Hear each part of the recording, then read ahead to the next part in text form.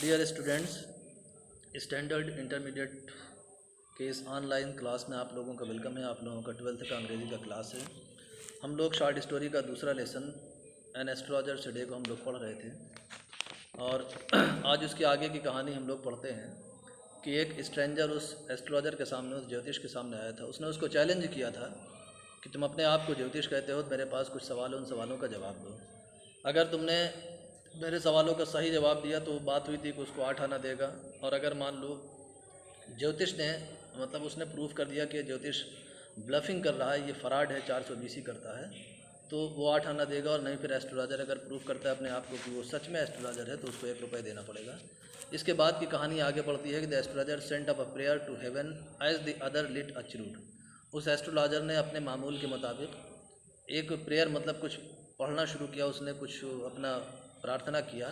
Saint up haven मतलब आसमान की तरफ ऐसे भेजना, हेवन आसमान, स्वर्ग कहते हैं, यानी आसमान की तरफ उसने कुछ प्रेयर भेजा। जबकि जो दूसरा जो अजनबी आदमी था जिसने उसको चैलेंज किया था, वो अपना चिरूट यानी एक तरह का सिगार, जैसे अब सिगरेट बीड़ी चलती है तो एक सिगार के जैसा एक चिरूट होता था, उसने अपने चिरूट को जला के पीने लगा।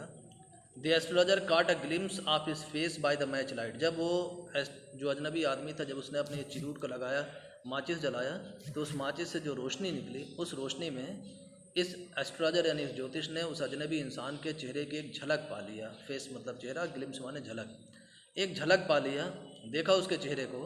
There was a pause as car shooted on the road. एकदम मतलब पॉज, स्टॉप था, सन्नाटा था, और जो कार थे, कार के हूटर यानी जो उसका सायरन था वो सड़कों पर सुनाई दे रहा था।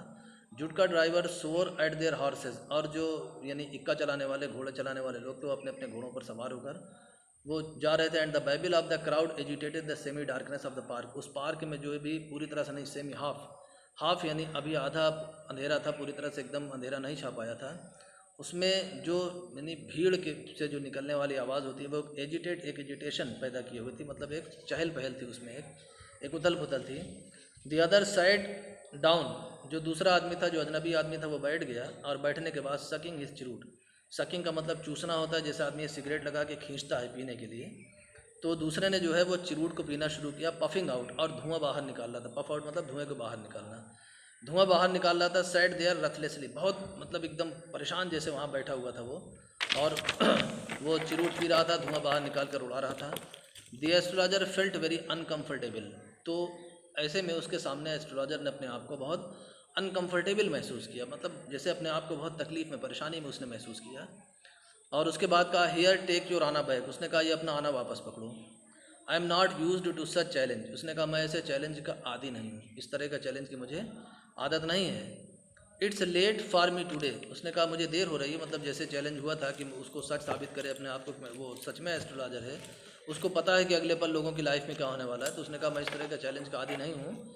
और कहता है, अपना पैसा वापस पकड़ो। जो उसने पैसा निकाल के उसकी तरफ सिक्का उछाल के दिया था, कहा अपना पैसा वापस पकड़ो, और मुझे मतलब सॉरी, पैसे की वापसी की बात ना। उसके बाद कहा कि it is late for me today. आज कहा कि मुझे आज देर हो रही है। He made preparations to bundle up. उसके बाद वो तैयारी करने लगा, सब बंडल अप मतलब लपेटने की, सब सारे सामान को लपेटने की तैयारी करने लगा। दी अदर हेल्ड रिस्ट, जो दूसरा था उसने उसकी रिस्ट माने कलाई, ऐसे उसकी कलाई को पकड़ लिया, और पकड़ने के बाद कहता है, you can not get out of it now. अभी तो तुम यहाँ से अब नहीं जा सकते हो। क्यों नहीं जा सकते हो? कहा कि you dragged me in while I was passing. कहा, मैं तो इस रास्ते से जा रहा था, तुमने मुझे ज़बरदस्ती खींच लिया अपनी तरफ। ड्रैग का मतलब घसीटना, खींचना। तुमने ज़बरदस्ती मुझे बुला लिया अपने पास, मैं तो जा रहा था रास्ते में। The astrologer शिवर्ड in his grip. जब उसने एस्ट्रोलॉजर की एक कलाई पकड़ लिया था तो उसकी उस ग्रिप में, उस पकड़ में जो एस्ट्रोलॉजर था वो कांपने लगा, कांप उठा, वो शिवर्ड हो गया। और हिज वॉइस शूक, उसकी आवाज़ भी कांपने लगी। एंड बिकेम फेंट, और एकदम आवाज़ उसकी हल्की होती चली गई, नहीं बैठती चली गई, जैसे नर्वस हो जाता आदमी। तो उसी नर्वसनेस में वो कहता है, लीव मी टुडे, का आज मुझे छोड़ दो।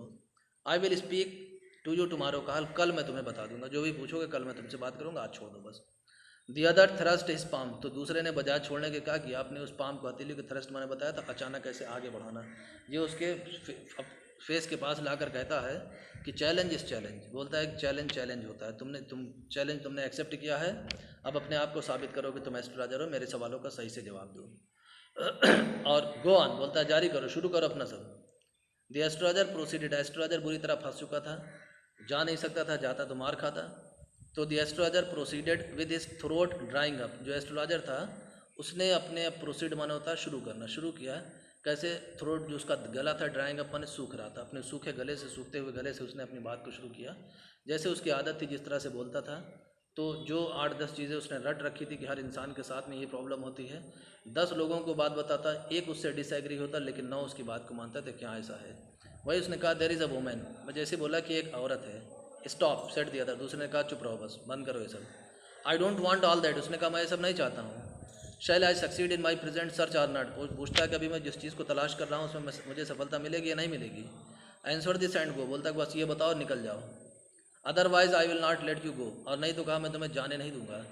Till you discharge all your coins, जब तक कि तुम अपने सारे सिक्के मुझे न दे दोगे, यहाँ उगल न दोगे, यानी जितना भरे हुए जितना सिक्का दिन भर कमाया सब मेरी तरफ दे न दोगे तब तक जाने नहीं देंगे, और नहीं जो पूछ रहे इतना इसको बताओ।